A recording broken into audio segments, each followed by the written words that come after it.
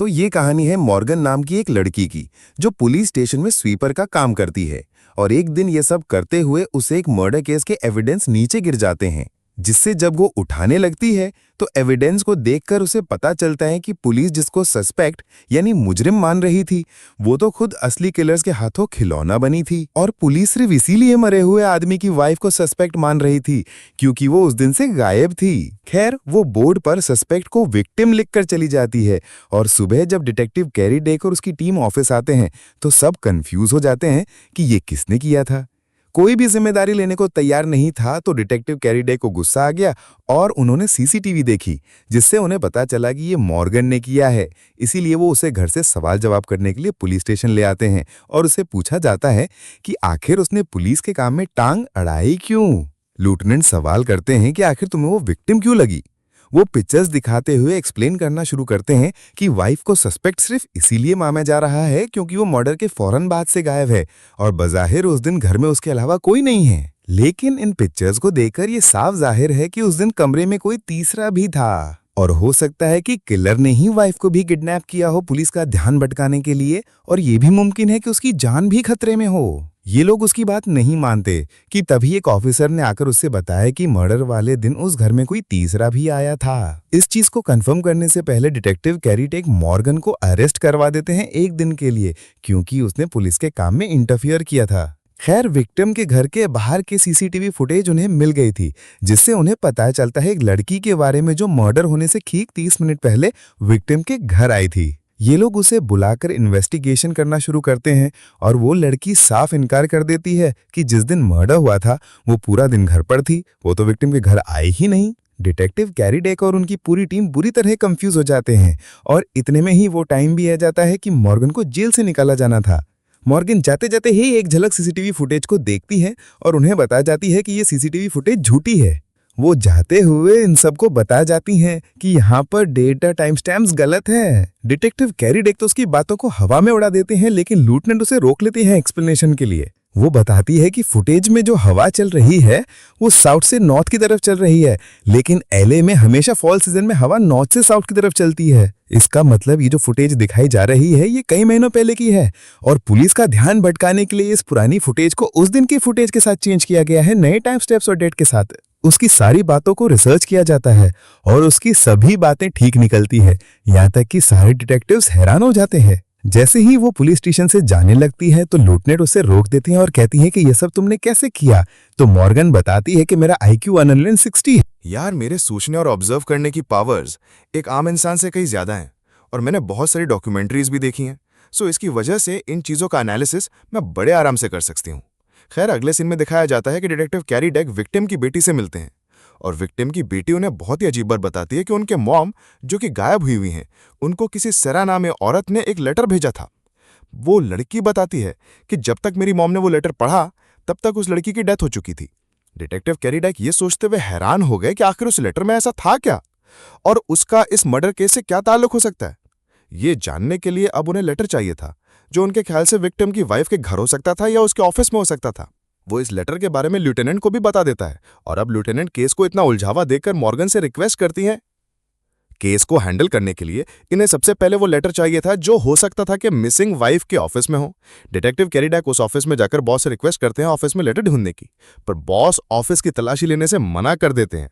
यहाँ ऑफिस में अब डिटेक्टिव कैरी डेक मॉर्गन को सारा केस समझाते हैं और सारी टाइमलाइंस भी, और मॉर्गन इस सब में नोटिस करती है कि मिसिंग वाइफ की बहन अपने भाई के इस मर्डर केस में इंटरेस्ट नहीं ले रही, हालांकि उसका इससे गहरा ताल्लुक था।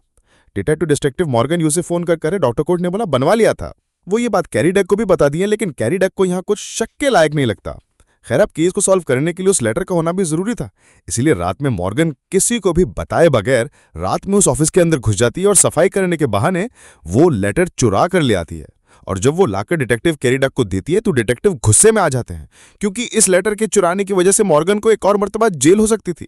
मॉर्गन कहती है जो होगा देखा जाएगा, अब यार लेटर तो पढ़ो। इस लेटर के जरिए इन्हें पता चलता है कि ब्रायन शहर का बहुत ही पावरफुल आदमी सेरा नामी एक लड़की के साथ सयाहियत करता रहता था।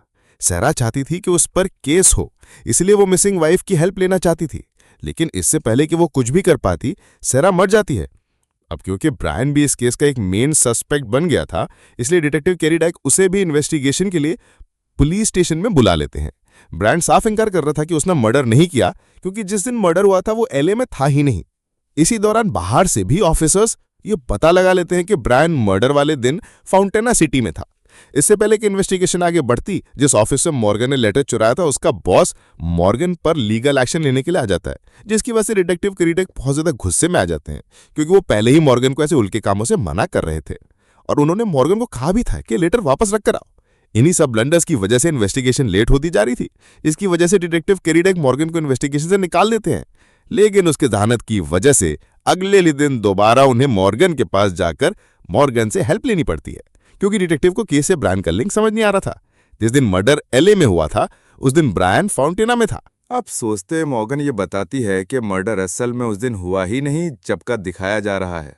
वो कहती है कि हो सकता है कि मर्डर कुछ दिन पहले हुआ हो और बाद में वहां चेंजेस करके उसे ऐसा दिखाया गया हो जैसे कि अभी हुआ है। डिटेक्टिव कैरी डाइक हैरानी से सवाल करते हैं कि इतनी शॉर्टी से तुम ये सब कैसे कह सकती हो। ये समझाने के लिए मॉर्गन उसे विक्टिम के घर लेकर जाती है और वहां ये लोग देखते हैं कि घर का टेम्परेचर बहुत कम था। इसी वजह से वहां लाश सड़ी नहीं और खून के दाग भी ऐसे रहे जैसे नए हों। डिटेक्टिव्स कैरी डाइक अभी भी नहीं समझ पा रहे थे, तो मॉर्गन ने कहा, देखो लिनेट जो है औरत, विक्टिम की वाइफ और गायब है, उसकी सिस्टर उसके मामले में आकर कोई बात नहीं कहती और फिक्र नहीं दिखाती। जब हम उसके घर जाते हैं तो हमें उसके घर पे बहुत सारे फाउंटेना के आर्टिफैक्ट्स दिखते हैं, जिसका मतलब वो भी रिसेंटली फाउंटेना शहर में गई है। ट्विस्ट ये नहीं है कि वो फाउंटेना गई थी, ट्विस्ट ये है कि वो फाउंटेना उन्हीं डेट्स पे गई थी जिस डेट्स में ब्रायन फाउंटेना गया था, और यहाँ पे सारी चीज़ें ये शो हो रही हैं कि उन्हीं डेट्स पे मर्डर हुआ है। इन सब चीज़ों से आसानी से अंदाज़ा लगाया जा सकता है कि ब्रायन उसका बॉयफ्रेंड था। ब्रायन को जब पता चला कि लिनेट सिरा का केस लेने वाली है तो ब्रायन के खिलाफ उसकी बहन को लेकर आया ताकि लिनेट पीछे हट जाए। उन्होंने लिनेट को ज़रूर धमकी दी होगी और जब लिनेट के हस्बैंड ने उन्हें डराने के लिए बंदूक उठाई तो ब्रायन उसे डरा नहीं बल्कि उसने गन छीनने की कोशिश की और इस सब में लिनेट के हस्बैंड को गोली लग गई।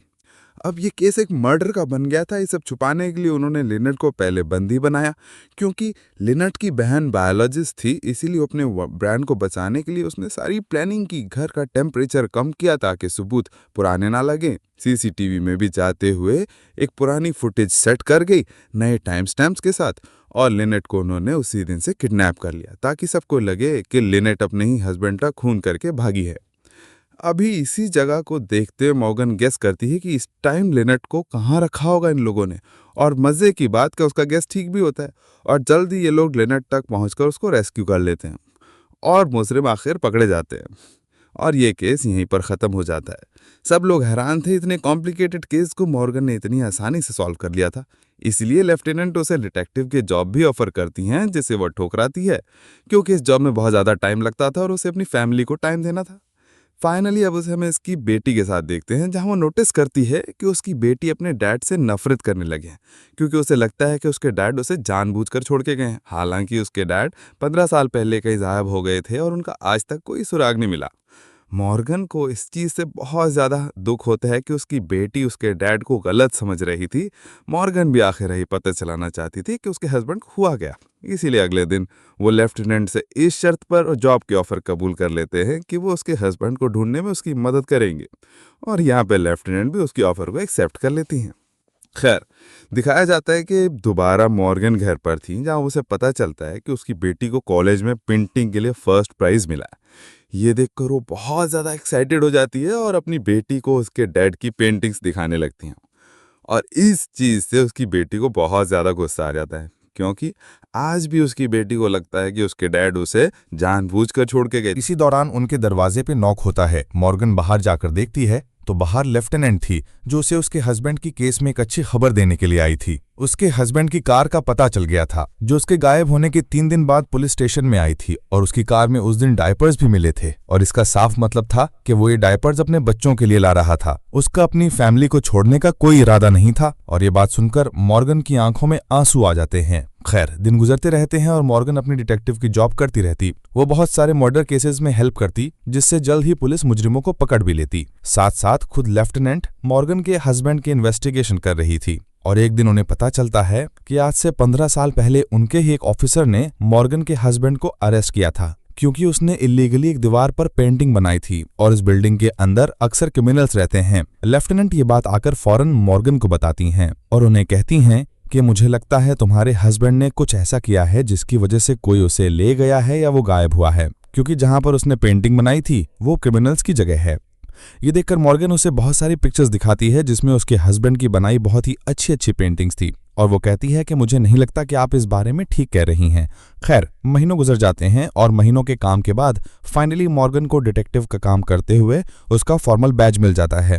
वो बहुत ज्यादा खुश थी और इसी चीज को सेलिब्रेट करने के लिए वो वॉशरूम में जाकर उसकी पिक्चर्स भी ले रही थी कि तभी वहां पर रोते हुए एक औरत आती है। मॉर्गन उससे पूछती है क्या हुआ, तो वो औरत रोते हुए बताती है कि उसकी 2 बेटियां गायब हैं और उन्हीं की रिपोर्ट करवाने के लिए वो पुलिस स्टेशन में आई है। मॉर्गन उससे कहती हैं घबराइए नहीं, आपके दोनों बेटियां मिल जाएंगी। डिटेक्टिव कैरी डेक और मॉर्गन ही इस चीज की इन्वेस्टिगेशन स्टार्ट करते हैं, और इन्वेस्टिगेशन के लिए वो इस औरत के घर जाकर इस औरत से और उसके डैड से बातें करना शुरू कर देते हैं। और बातें करते हुए इन्हें पता चलता है कि ये औरत डाइवोर्स्ड है और उसका एक्स हस्बैंड जो कि इन्वायरमेंटलिस्ट है, वो चाहता था कि बेटियां उसके पास रहें। उसने कई मर्तबा लीगल कस्टडी के लिए भी केस किया, लेकिन वो जीत नहीं सका।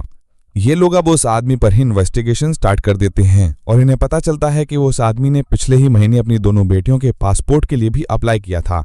हो सकता है कि वो अपनी बेटियों को लेकर भाग गया हो। सच्चाई क्या थी जानने के लिए डिटेक्टिव कैरी डेक और मॉर्गन उसके घर चले जाते हैं। अंदर कोई भी नहीं था, लेकिन मॉर्गन उसी के घर के पास एक छोटा सा ग्रीन हाउस दिखती है। मॉर्गन नोटिस करती है कि इसी ग्रीन हाउस में एक ही प्लांट के अंदर क्यूकम्बर भी लगाए गए हैं और टोमेटोज भी लगाए हुए हैं। हालांकि ये दोनों एक साथ उग ही नहीं सकते, और अगर वो आदमी एक इन्वायरमेंटलिस्ट है तो उसे तो ये बात पता होगी। डिटेक्टिव कैरी डेक कहते हैं तो क्या तुम ये कहना चाहती हो कि इस ग्रीन हाउस को नया नया बनाया गया है और यहाँ पे कुछ छुपाया गया है? मॉर्गन कहती हो भी सकता है। ये लोग जल्दी से ऊपर ऊपर के प्लांट हटाते हैं और यहाँ पर इन्हें क्या मिलता है? उसी आदमी की लाश जिससे ये लोग सस्पेक्ट समझ रहे थे, यानी वो तो आदमी खुद विक्टिम बन चुका था, उसका मर्डर हो गया था। अब ये लोग ये भी समझ गए थे कि अगर इस आदमी को किसी ने मारा है तो जरूर ये दोनों बच्चियां भी किसी बड़े खतरे में हैं। खैर, बहुत बड़ी बात थी इन्हें उस बच्चियों की मॉम को ये सब इन्फॉर्म करना था। इसलिए वो उसके घर चले जाते हैं और हैरान रह जाते हैं कि वो लोग एक बहुत बड़े मैंशन में रहते थे। यहां तक कि उसके डैड के पास एक पर्सनल ड्राइवर भी था। डिटेक्टिव कैरी डेक उन लोगों से बातें करने में लग जाते हैं, जबकि मॉर्गन इसी घर में उनकी मेड से बातें करने लग जाती है। और बातें करते हुए मेड बताती है कि जिस दिन उस आदमी का मर्डर हुआ था उसने उस आदमी के फादर इन लॉ को कहीं से बहुत घबराया हुआ आते देखा था। अब मॉर्गन को और शक होने लग जाता है। वो मरे हुए आदमी के बारे में उसके नेबरहुड से पता चलवाती है और चाइल्ड किलप्योर से उसकी बिहेवियर रिपोर्ट लेती है, जो बिहेवियर रिपोर्ट बहुत ज्यादा नेगेटिव लिखी गई थी, जिसकी वजह से ही तो कोर्ट उसके बच्चों की कस्टडी उसे नहीं देती थी। मॉर्गन डिटेक्टिव कैरी डेक से बताती है कि ये रिपोर्ट जो कि सोशल सर्विसेज ने लिखी है और वो रिपोर्ट जो हमें उसके नेबरहुड और रिलेटिव से मिल रही है वो बिल्कुल ऑपोजिट है, जिसका साफ मतलब है कि यहाँ पर सोशल वर्कर भी इन्वॉल्व है और उसे कुछ बहुत बड़ा पता है। ये लोग उस सोशल वर्कर के बारे में रिसर्च करते हैं और उन्हें उसका नाम सेरा पता चलता है। इसके भी रेड बाल थे, जिसके बारे में बहुत सारे लोगों ने बताया था कि वो बार बार उस मरे हुए आदमी के साथ फिरती भी थी। ये लोग उसके घर पहुंचते हैं और यहाँ की चीजें देखते हुए मॉर्गन अंदाजा लगाती है कि ये औरत ज्यादा पैसे नहीं कमा पाती, क्योंकि उसकी किचन की जो रेगुलर चीजें थी वो काफी चीप थी। लेकिन इसके बावजूद उसके लॉन्ज में हवाई से आए कुछ फ्लावर्स रखे हुए थे। उसने 5 स्टार होटल के लग्जरी स्लीपर्स पहने हुए थे और उसके डाइनिंग टेबल पे बहुत सारे महंगे महंगे बिल्स भी रखे हुए थे, जिससे वो साफ अंदाजा लगा लेती है कि मरे हुए आदमी के फादर इन लॉ यानी इन बच्चों के ग्रैंडफादर ओल्ड मैन, जो कि एक अमीर आदमी है, वो इस सोशल वर्कर को रिश्वत देते रहे ताकि वो उस आदमी के बारे में गलत रिपोर्ट लिखें। अब क्योंकि मॉर्गन ने उसकी सच्चाई उसके सामने ही बोल दी थी, तो सेरा और झूठ नहीं बोलती और सच बता देती है कि ओल्ड मैन और भी लोगों को रिश्वत देता रहा है ताकि वो मरे हुए आदमी के बारे में गलत गलत बातें मशहूर कर सके। सेरा का उसके अलावा इस केस से कोई ताल्लुक नहीं था, इसलिए लोग सेरा को छोड़कर चले जाते हैं और उस ओल्ड मैन को अरेस्ट कर लिया जाता है। यहाँ इनके घर पर सर्वेंट्स की दोबारा इन्वेस्टिगेशन शुरू होती है और ड्राइवर बताता है कि जिस दिन मर्डर हुआ उस दिन फादर इन लॉ कहीं पर गए भी थे, वो भी ड्राइवर को साथ लिए बगैर। डिटेक्टिव कैरीडेक पुलिस स्टेशन में आकर ओल्ड मैन से इन्वेस्टिगेशन शुरू कर देते हैं और ओल्ड मैन बार बार इनकार करता रहता है कि उसने वो मर्डर नहीं किया। तो डिटेक्टिव कैरीडेक कहते हैं, मैंने ये कह रहा कि आपने मर्डर किया है, मैं ये कह रहा हूं कि आपने किसी को हायर किया होगा उस आदमी को मरवाने के लिए, क्योंकि उस आदमी को मरवाने में आपकी इंटेंशन कुछ और भी थी। वो आपके सारे इलीगल बिजनेसेस के बारे में जानता था और आपको ये बात उसकी पसंद नहीं थी। वो आदमी लगातार इनकार करता रहता है, लेकिन यहां पर दूसरी तरफ से जो इन्वेस्टिगेशन चल रही थी उसके जरिए पता चला लिया जाता है कि सच में ओल्ड मैन ने एक आदमी को हायर किया था। अपने ही सन इन लॉ को मरवाने के लिए ये लोग उस आदमी को भी पकड़ लेते हैं, लेकिन उस आदमी के पास वो दोनों किडनैप हुई बच्चियां नहीं मिलती। जिस दिन वो आदमी पकड़ा जाता है उसी दिन अब उन बच्चों की मॉम भी वहां से गायब हो जाती हैं, जिसकी वजह से सारे डिटेक्टिव उसे भी सस्पेक्ट लिस्ट में रखने लग जाते हैं कि क्या पता अपने डैड के बुरे कामों को छुपाने के लिए उस औरत ने खुद ही ये सारा खेल रचा हो। मॉर्गन को इनकी बातों पर यकीन नहीं आ रहा था। मॉर्गन इनकी बातों से साफ इनकार कर रही थी, लेकिन तभी यहाँ पर एक ऑफिसर आकर उनको एक खबर देती है कि उस औरत ने बैंक से एक बहुत बड़ी अमाउंट बाहर निकलवाई अभी कुछ ही देर पहले। और ये चीज़ मॉर्गन को भी शक में डाल देती है कि क्या मदर ने ही तो खुद अपनी बेटियों को गायब नहीं किया। खैर, मॉर्गन आज घर आ जाते हैं और जब वो न्यूज़ में उन्हीं बच्चों की रिपोर्ट देख रही होती है तो वो बच्चों की पिक्चर के पीछे एक बहुत ही कीमती आर्टिफैक्ट देखती है जो कि बुद्धा था। और उसे याद पड़ता है कि जब वो उस घर को विजिट करने गई थी तो वहाँ कोई भी आर्टिफैक्ट नहीं था, जिसका मतलब किसी ने वो महंगा आर्टिफैक्ट उनके घर से चुराया था। ये बात वो फौरन डिटेक्टिव को बताती है। ऐसे आर्टिफैक्ट्स बहुत कम ही मिलते थे और ये लोग अब आर्टिफैक्ट की शॉप पे जाकर ये पता लगा सकते थे कि आखिर उस आर्टिफैक्ट को बेचा किसने है। जरूर उस आदमी का मर्डर से कुछ ताल्लुक होगा। ये लोग जब इन्वेस्टिगेशन के लिए वहां जाते हैं तो देखते हैं कि बच्चों की मॉम पहले से ही वहां थी और वहां पर और भी कुछ आर्टिफैक्ट्स बेचने के लिए आई थी। ये देखकर मॉर्गन हैरान हो जाती है और उसे पूछती है, आखिर तुम्हें क्या जरूरत है बैंक से इतने पैसे निकलवाने की और ऐसे आर्टिफैक्ट बेचने की। तो यहाँ पर वो औरत मॉर्गन को सच बता देती है कि असल में मुझे किडनैपर की कॉल आई थी और उन्होंने पैसों की डिमांड की है। मुझे पैसों की जरूरत थी, इसलिए मैंने वो पैसे निकलवाए। किडनैपर ने मुझे धमकी दी थी कि अगर मैंने पुलिस को बता दिया तो वो मेरे बच्चों को मार देगा, इसलिए मैंने आप लोगों को कुछ नहीं बताया। मॉर्गन को अब केस में कुछ समझ आ रहा था। वो डिटेक्टिव कैरीडेक को भी कॉल करके यहाँ बुला लेती है और ये दोनों इस मदर से वादा करते हैं कि तुम्हारे बच्चों को कुछ नहीं होगा और ना ही हम उस आदमी को पकड़ने के लिए कोई भी एक्शन लेंगे, हम बस पैसे देने के लिए तुम्हारे साथ जरूर जाएंगे। ये लोग उस जगह पे पहुंच जाते हैं जहां पर किडनैपर ने उन्हें बुलाया था। मदर उससे पैसे भी दे देती हैं और वो आदमी पैसे लेकर बच्चों को छोड़े बगैर वहां से भाग जाता है और यहाँ पर सभी लोग पैनिक कर जाते हैं। और तब डिटेक्टिव कैरीडेक सबको कहते हैं, काम डाउन, रिलैक्स रहिए आप लोग, मैंने पैसों के बैग में एक ट्रैकर लगाया था जिसकी वजह से हम किडनैपर्स का पता लगा लेंगे। ये लोग जैसे ही अपने लगाए ट्रैकर को ट्रेस करते हुए कार तक पहुंचते हैं, इन्हें उस कार के अंदर न बच्चे मिलते हैं न ही पैसे। अब मॉर्गन यहाँ पर उस कार का रेडियो चलाती है जहां पर एक स्पेसिफिक शो चल रहा था। मॉर्गन को फौरन याद आया, ये शो उस दिन उस घर में उनका ड्राइवर भी सुन रहा था, यानी कि सबके पीछे उनका ड्राइवर इन्वॉल्व है। मॉर्गन को यह भी याद आता है कि उस दिन उसने कार ऐसी जगह पर पार्क की हुई थी जिसके साइड व्यू मिरर से उसे बच्चों की मॉम साफ दिखाई थे। इन सारी बातों से मॉर्गन ये कंक्लूड करती है कि जरूर वो ड्राइवर उस लड़की को पसंद करता है, लेकिन क्योंकि उसके पास पैसे नहीं थे इसलिए उसने ये सारा ड्रामा किया। उसने बच्चों को किडनैप किया ताकि उसके बाद पैसे आ जाएं और फिर वो ये ड्राइवर की नौकरी छोड़कर उस लड़की से शादी कर सके। वो कहती है कि हो सकता है कि मर्डर भी इसी आदमी ने किया हो और उन दोनों बच्चों को किडनैप करके इसी ने छुपाया हुआ वो। ये लोग ड्राइवर से इन्वेस्टिगेशन शुरू कर देते हैं और पता चलता है कि मर्डर तो उसने नहीं किया था, लेकिन उसने उसकी बेटियों को किडनैप जरूर किया था। लेकिन जैसे ही वो माउंटेन पर गाड़ी को लेकर गया तो दोनों ही बेटियां उसकी चंगल से भाग गई और अब उसे भी नहीं पता कि वो दोनों कहाँ हैं। ये देखते हुए सभी लोग ये जान जाते हैं कि दोनों बच्चियां खतरे में हैं और उसकी बताई लोकेशन पर बच्चों को ढूंढने के लिए चले जाते हैं। माउंटेन्स पर जाने पर मॉर्गन वहां पर बहुत सारी साइंस देखती है जो बच्चियों ने लगाए हुए थे उन्हें ढूंढने के लिए, क्योंकि उनके डैड एनवायरमेंटलिस्ट थे। ये सब उन्हें उनके डैड ने ही सिखाया था। इन्हीं क्लूज की वजह से आखिर इन्हें जल्द ही वो दोनों बच्चियां मिल भी जाती हैं और ये लोग उन्हें रेस्क्यू करके उनकी मदर के पास छोड़ देते हैं और ऐसे ये कॉम्प्लिकेटेड केस भी मॉर्गन सॉल्व कर देती है। खैर, अब अगला दिन आ जाता है और मॉर्गन ने जैसे अपनी बेटी से प्रॉमिस किया था, वो अपनी बेटी को पुलिस स्टेशन दिखाने के लिए पुलिस स्टेशन ले आती है, जहां पर उसकी बेटी वॉशरूम के लिए निकल जाती है और इतने में ही हम देखते हैं कि पुलिस स्टेशन के अंदर एक अजीब सी औरत घुस आती है। काफी चालाक थी ये औरत। एक ऑफिसर से गन खींचते हुए वो यहां पर जल्द ही सभी लोगों को बंदी बना लेती है और सब लोगों को ये शॉकिंग न्यूज़ देती है कि उसने पहले से ही पूरे पुलिस स्टेशन में जगह जगह बॉम्ब इम्प्लांट करवा दिए हैं। ये काम उसने अकेले नहीं किया था, बल्कि उसका साथी भी यहाँ पे था, जो सभी ऑफिसर्स को धमकाते हुए उनके फोन्स लेने लग जाता है। और इससे पहले कि वो मॉर्गन के पास आकर मॉर्गन का भी फोन ले लेता, मॉर्गन अपनी बेटी को इस बिल्डिंग से भाग जाने का एक अलर्ट मैसेज भेज देती है। अब मॉर्गन की बेटी इस चीज को सुनती नहीं और वो वापस अपनी मदर के पास आ जाती है, जहां पर अब गोलियां चलने की आवाजें आ रही थी। यहां क्या दिखाया जाता है कि जो औरत जिसने सबको यहां पे हॉस्टेज बनाया हुआ था, वो बताती है कि हमारे एक साथी को इन लोगों ने मर्डर के इल्जाम में अरेस्ट किया हुआ था और वो मर्डर उसने किया भी नहीं है। ये लोग कोर्ट तक भी गए अपने साथी को बचाने के लिए, लेकिन कुछ नहीं हो सका।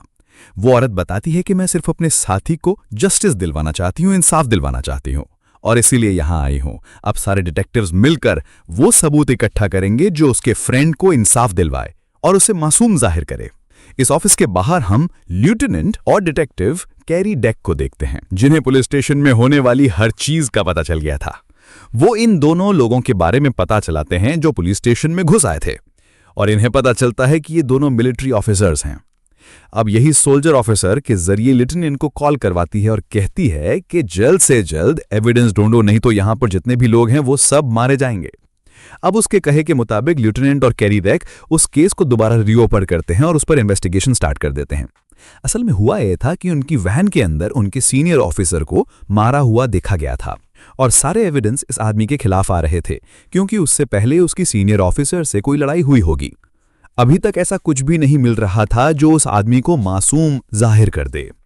पुलिस स्टेशन के अंदर हॉस्टेज बने हुए डिटेक्टिव्स भी सारे केस की हिस्ट्री देख रहे थे, और अभी तक लोगन नाम का ही वो बंदा जो अरेस्ट भी हुआ है वही मुजरिम नजर आ रहा था। लेकिन तभी मॉर्गन केस को बहुत अच्छे से देखती है और गौर करते हुए आगे जाके बताती है कि मर्डर साइट से खून की धब्बों के दरमियान में एक प्रॉपर कॉर्नर बना हुआ था, जिसका मतलब था कि यहां पर पहले कोई पेड्स था, कोई पेपर था जिसे वहां से उठा लिया गया है। उस पेपर में ऐसा क्या था, ये सस्पेंस की बात थी, और जिसने उस पेपर को वहां से उठाया हो सकता है कि वो किलर हो। मॉर्गन जल्दी से लेफ्टिनेंट और डिटेक्टिव कैरी डेक को कॉल करवाती है जो उस आरवी वैन के अंदर थे। वो डिटेक्टिव से पूछती है कि क्या उन्हें यहाँ पर कोई पेपर मिला। डिटेक्टिव बताते हैं कि उससे उस आरवी वैन में कोई भी पेपर नहीं मिला, लेकिन यहाँ पर मेजर का लैपटॉप जरूर था। मॉर्गन उसे कहती है कि इसमें देखें कि वो लास्ट किस फाइल पर काम कर रहा था। कंप्यूटर से इन्हें पता चलता है कि मेजर एक पेपर पर काम कर रहे थे जिसमें वो किसी सोल्जर को सजा दिलवाना चाहते थे। यहां से इन्हें ज्यादा क्लू नहीं मिलता, तो ये लोग मेजर की बेटी को इन्वेस्टिगेशन के लिए बुला लेते हैं। मेजर की बेटी इन्हें बताती है कि जिस दिन उसका मर्डर हुआ उससे पिछली रात उन लोगों ने डिनर प्लान किया हुआ था जो उसके डैड ने कैंसिल कर किया था, और ऐसा सालों में पहली मर्तबा हुआ था, और अगले दिन उनका मर्डर हो गया। मॉर्गन को यह पता चलाना हो रहा था कि आखिर उस दिन अपनी बेटी के साथ डिनर छोड़कर मेजर गए कहां पे थे, इसीलिए वो एविडेंस बॉक्स में से उनका फोन निकालती है और चेक करती है। फोन की लास्ट लोकेशन के जरिए इन्हें पता चलता है कि मेजर आखिरी मर्तबा एक ऐसी जगह गए थे जहां पर ड्रग डील्स होती हैं। मॉर्गन उसे पुलिस से कड़ी मिलाती और बताती है कि मेजर जिस सोल्जर के खिलाफ रिपोर्ट लिख रहे थे जरूर वो ही ड्रग एडिक्ट होगा। अब वो मिलिट्री में पता करवाती है कि ऐसा कौन सा सोल्जर है जिसको ड्रग के केस की वजह से वहां से निकाला गया है। इन्वेस्टिगेशन अब यहां पर लंबी होती जा रही थी, तो वो आदमी जिसने पूरे पुलिस स्टेशन को हॉस्टेज बनाया हुआ था वो पैनिक करने लग गया। उसके साथी ने आकर उसे काम डाउन किया और उसे समझाया कि पैनिक करने की जरूरत नहीं है, हमें पुलिस वालों पर भी यकीन नहीं करना, लेकिन फिलहाल हमें उन्हीं की मदद चाहिए। ये लोग बातें कर रहे थे कि इतने में दूसरे ऑफिसर को पता चल गया है कि वो लोग पैनिक हुए हुए हैं, इसीलिए वो उसको मारकर उसकी गन छीनने की कोशिश करता है। लेकिन इन सब में बेचारे ऑफिसर की टांग पर ही गोली लग जाती है। सारे घबरा से जाते हैं और मॉर्गन उस ऑफिसर के लिए एम्बुलेंस की डिमांड करती है। ये लोग जब मॉर्गन की बात नहीं मानते तो मॉर्गन इन्हें इमोशनल करने की कोशिश करती है और कहती है कि लड़की जिसने इन्हें हॉस्टेज बनाया हुआ था वो इस टाइम प्रेग्नेंट थी और उसका रिलेशन लोगन के साथ था, उसी ऑफिसर के साथ था जो इस टाइम अरेस्ट हुआ है। ये जानकर उसका दूसरा साथी गुस्से में आ जाता है। उसे ऐसा लगता है कि जैसे इस लड़की ने उसे धोखा दिया है। तो वो लड़की कहती है मैंने तुम्हें कोई धोखा नहीं दिया, बस तुम्हें ये बात नहीं बताई थी मैं प्रेग्नेंट हूँ। लोगन हमारा दोस्त है और अभी पॉइंट की बात यह है कि हमें उसे रिलीज करवाना है। इनको यहाँ पर इमोशनली डैमेज हुआ देखकर मॉर्गन एक और इमोशनल वॉर कहती है और उनसे रिक्वेस्ट करती है कि इस ऑफिसर को मेडिकल हेल्प दे देनी चाहिए, जिसके लिए आखिर ये दोनों भी मान जाते हैं। मॉर्गन की बेटी के साथ उस ऑफिसर को एम्बुलेंस में बिठाकर भेज दिया जाता है, जबकि यहाँ पर ये लोग दोबारा इन्वेस्टिगेशन में लग जाते हैं। इन्हें एक आदमी का पता तो चलता जिससे लैंस टाइम मेजर मिले थे, लेकिन ये सब इन्होंने एक सीसीटीवी फुटेज से पता चलाया था। जो फुटेज बहुत ज़्यादा ब्लर होने की वजह से ये लोग उस आदमी को ठीक तरह देख नहीं पाते और पहचान भी नहीं पाते कि वो आदमी कौन था और क्या वो किलर हो सकता था या नहीं। जैसे जैसे ये इन्वेस्टिगेशन डिले होती जा रही थी, वो आदमी और भी ज़्यादा पैनिक होता जा रहा था और उसके साथ ही उसे बार बार यही समझा रहे थे कि पैनिक होने की ज़रूरत नहीं है। यहाँ पर मॉर्गन सारी पुरानी इन्वेस्टिगेशंस को पढ़ रही थी और उनसे उन्हें पता चलता है कि मेजर ने मरने से कुछ दिन पहले एक ट्रैकिंग डिवाइस भी खरीदी थी। जरूर मेजर किसी को ट्रैक करना चाहते थे। मेजर ने ये डिवाइस किसके लिए खरीदी थी, ये जानने के लिए मॉर्गन मेजर का ही फोन निकाल लेती है। ट्रैकर ये शो कर रहा था कि जिस भी आदमी को ट्रैक किया गया वो लास्ट टाइम ड्रग डीलरशिप के अंदर ही गया था। मॉर्गन यहां पुलिस वालों को शॉकिंग न्यूज ये भी देती है कि जिस भी आदमी ने मेजर को मारा है वो ये नहीं जानता कि मेजर ने उसके पीछे एक ट्रैकिंग डिवाइस लगाई हुई थी और इसी ट्रैकिंग डिवाइस के जरिए हम उस तक पहुंच सकते हैं।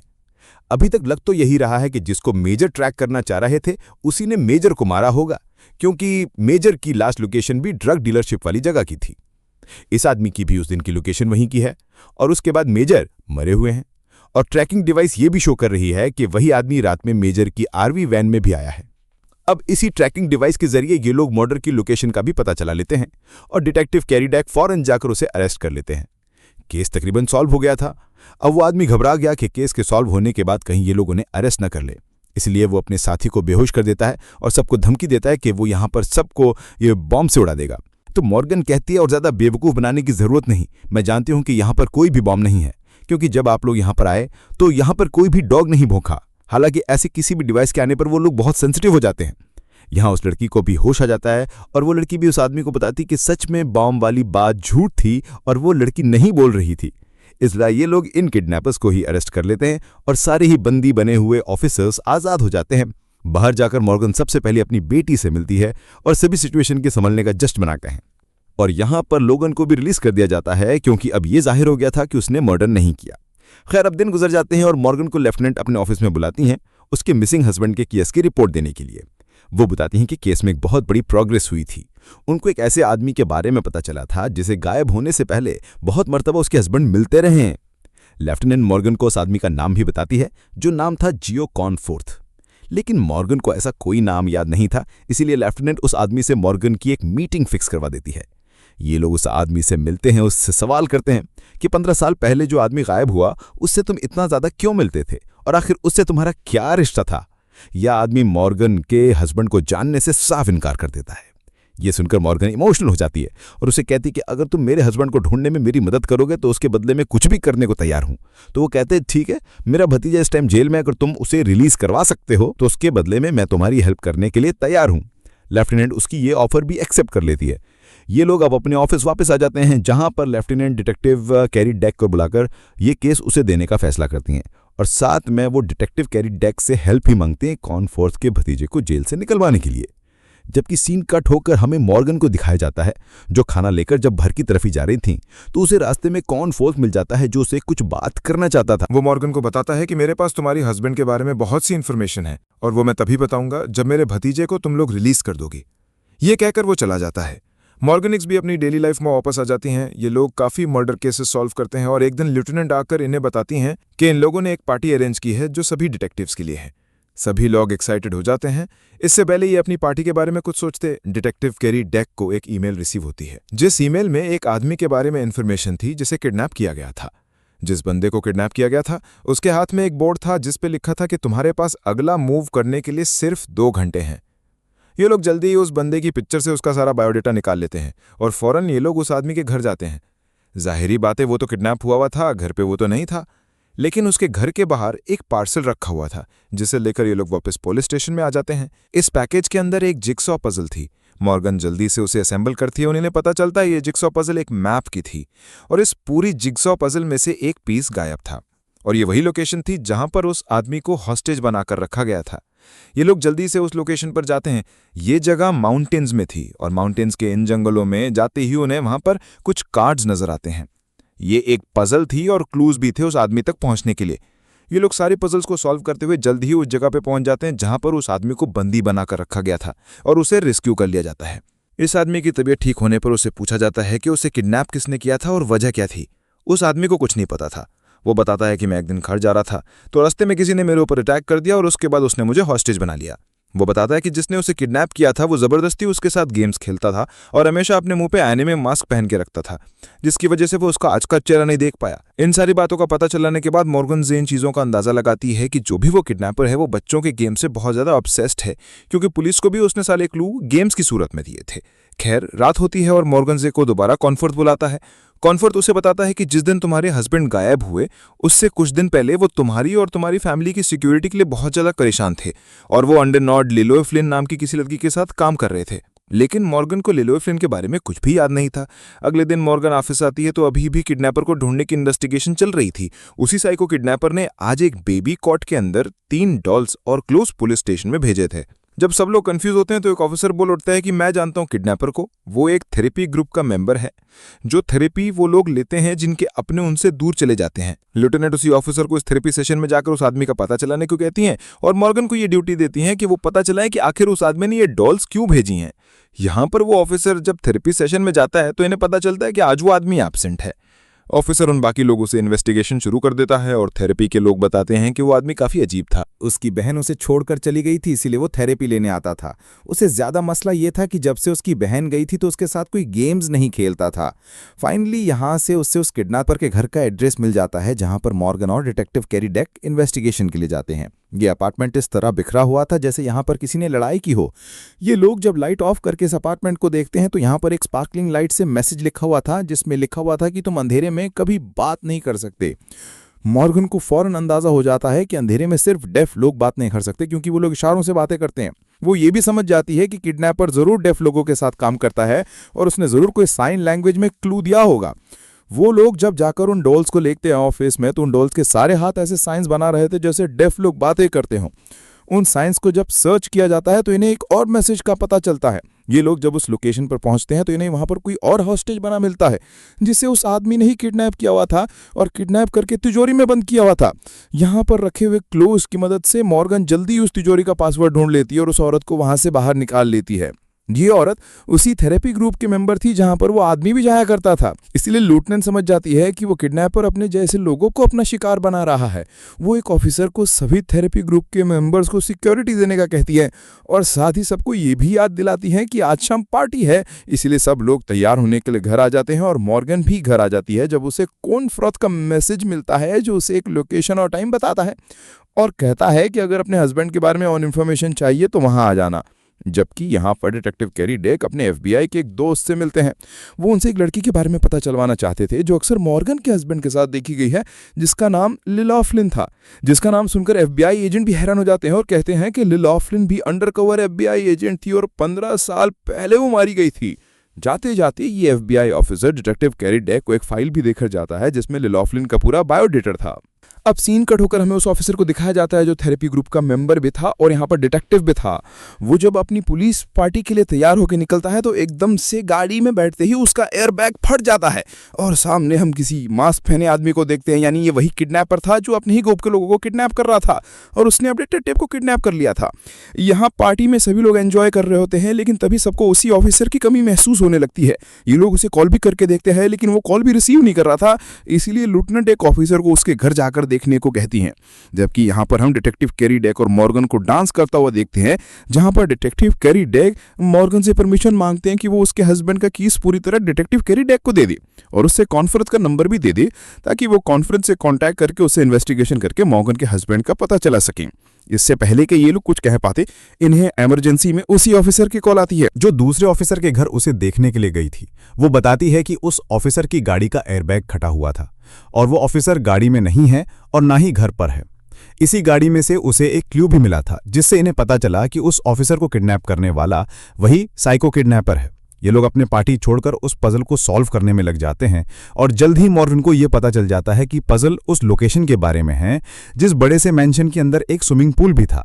ये लोग फौरन वहां जाते हैं तो देखते हैं कि उस ऑफिसर को एक ऑक्सीजन मास्क पहनाकर उसी पूल के अंदर बंधा गया था। मॉर्गन और डिटेक्टिव कैरी डेक जाकर जल्द ही उसकी जान बचा लेते हैं। अगली सुबह दिखाया जाता है कि डिटेक्टिव कैरी डेक मॉर्गन के मिसिंग हस्बैंड के केस पर काम करना शुरू हो चुके थे।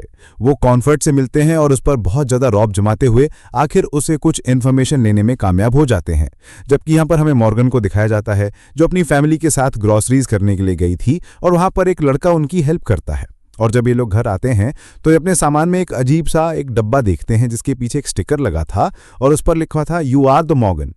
ये बहुत अजीब बात थी।